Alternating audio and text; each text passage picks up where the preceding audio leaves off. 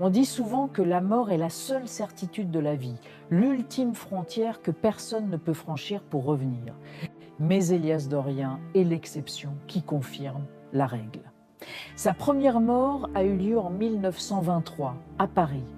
Une erreur de manipulation dans une usine chimique, une explosion.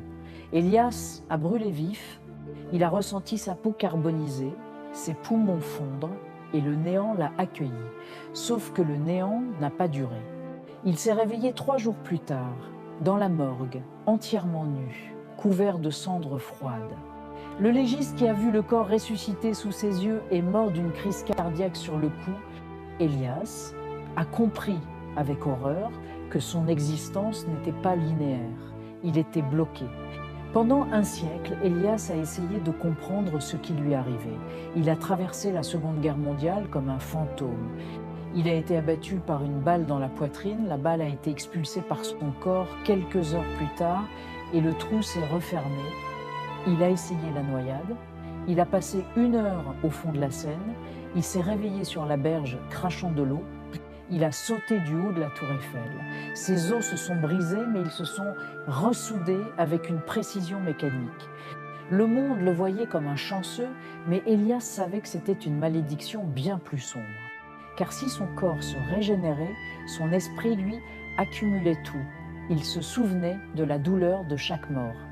Il se souvenait de la sensation de le bal déchirant sa chair, du froid glacial de l'eau noire. Il ne pouvait pas oublier. Le temps pour un immortel n'est pas un allié, c'est une torture. Il a vu sa femme mourir de vieillesse. Il a vu ses enfants devenir des vieillards, puis des cadavres, puis de la poussière. Il est devenu une relique, un musée vivant d'un monde qui n'existait plus. Il n'a plus personne à qui parler.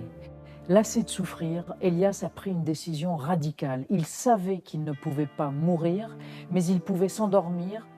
Une nuit d'hiver 2023, il s'est rendu dans une carrière abandonnée, il s'est rendu dans l'une carrière abandonnée, il a creusé une fosse de 3 mètres de profondeur. Au fond, il a placé un cercueil en acier inoxydable, soudé hermétiquement, il s'est glissé à l'intérieur.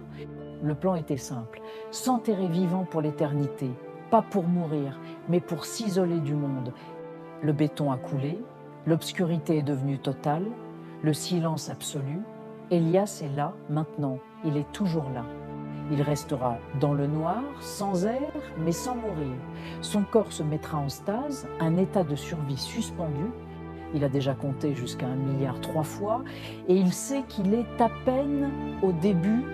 La mort n'est pas une libération pour lui, c'est le seul mirage qu'il ne pourra jamais atteindre.